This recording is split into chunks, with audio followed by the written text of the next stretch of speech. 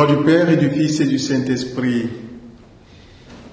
Aujourd'hui, lundi 10 avril, nous méditons l'évangile de Jésus-Christ selon saint Matthieu. En ce temps-là, quand les femmes eurent entendu les paroles de l'ange, vite, elles quittèrent le tombeau, remplies à la fois de crainte et d'une grande joie, et elles coururent porter la nouvelle à ses disciples. Et voici que Jésus vint à leur rencontre et leur dit : « Je vous salue !» Elles s'approchèrent, lui saisirent les pieds et se prosternèrent devant lui. Alors Jésus leur dit : « Soyez sans crainte, allez annoncer à mes frères qu'ils doivent se rendre en Galilée. C'est là qu'ils me verront. » Tandis qu'elle était en chemin, quelques-uns des gardes allèrent en ville annoncer au grand prêtre tout ce qui s'est passé. Ceux-ci, après s'être réunis avec les anciens et avoir tenu conseil, donnèrent aux soldats une forte somme en disant : « Voici ce que vous direz. Ces disciples sont venus voler le corps la nuit pendant que nous dormions. Et si tout cela vient aux oreilles du gouverneur, nous lui expliquerons la chose et nous vous éviterons tout ennui. » Les soldats prirent l'argent et suivirent les instructions. Et cette explication s'est propagée chez les Juifs jusqu'aujourd'hui. Acclamons la parole de Dieu. Louange à toi, Seigneur Jésus. Seigneur, soutiens toi-même notre parole et notre action, car nous sommes incapables de prononcer les paroles justes.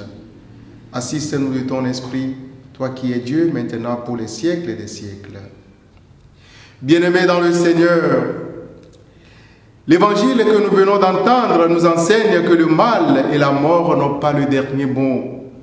Seul Dieu a le dernier mot. C'est la bonne nouvelle que les femmes, témoins de la résurrection du Fils de l'homme, nous annoncent en ce jour. Bien-aimés dans le Seigneur, hier dimanche, le jour de la Pâque, s'est produit en effet l'événement le plus ultime et le plus important de toute l'histoire de l'humanité.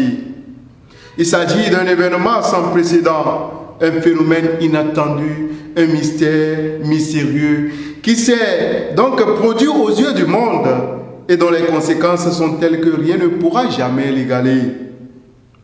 Bien-aimés dans le Seigneur, cet événement, c'est bel et bien notre rachat dans la résurrection du Christ. Oui, il est ressuscité, le Fils de Dieu, comme il nous l'avait dit. Il est sorti vainqueur de la mort. Le mal a été écrasé, battu à domicile. La mort a été engloutie dans la victoire. Ô mort, où donc est ton pouvoir? L'amour a été plus fort que la mort. Et désormais, et pour toujours, le mal et la mort sont vaincus par l'amour. Le Fils de Dieu a pris sur lui la blessure du péché, ouvrant ainsi par sa résurrection un nouveau chemin vers la vie. Plus rien ne sera comme avant pour nous, bien-aimés. Frères et sœurs en Christ, telle est la bonne nouvelle à laquelle toi et moi nous sommes appelés à annoncer au monde entier à la suite de ces femmes témoins vivantes de la résurrection du Fils de Dieu. Telle est la bonne nouvelle que toi et moi sommes appelés à communiquer à ceux qui dorment encore sous l'ombre de la mort et de la corruption. Telle est la bonne nouvelle à laquelle nous sommes appelés à annoncer à ceux qui nient encore à la résurrection du Fils de l'homme par amour pour l'argent frauduleux. Bien-aimés de Dieu, malheur à moi si je n'annonce pas cette résurrection du Christ, car si l'histoire de Jésus s'était arrêtée avec son ensevelissement, sa mission aurait été un échec, un véritable fiasco, un chaos, et nous n'en parlerions plus aujourd'hui. Jésus ne serait qu'un de ces nombreux prophètes juifs morts et assassinés. Il ne serait pas question de salut ou du Rédempteur acquis. L'évangile que nous lisons, bien-aimés de Dieu, nous enseigne que l'histoire de Jésus ne s'arrête pas au tombeau. Au contraire, c'est là qu'elle prend toute sa lumière.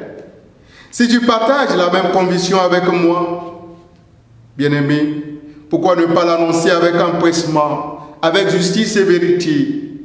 Pourquoi nies-tu aujourd'hui la résurrection du Fils de l'homme à l'instar des grands poètes en donnant injustement ton frère aux détracteurs?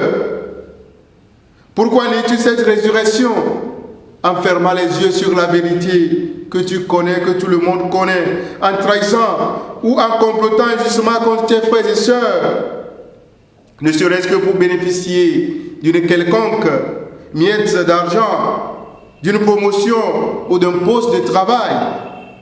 Bien-aimé dans le Seigneur, si tu crois à la résurrection du Fils de Dieu et que tu l'annonces de tout ton cœur, de tout ton être, ta vie ne sera plus comme avant, parce que tu deviendras une créature nouvelle.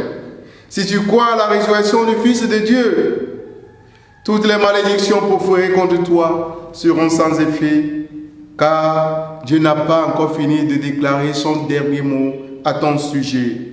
Si tu crois à la résurrection de Jésus, ta vie sera lumière pour le monde entier. Donne ta vie à Dieu et que Dieu Tout-Puissant vous bénisse, le Père, le Fils et le Saint-Esprit. Amen.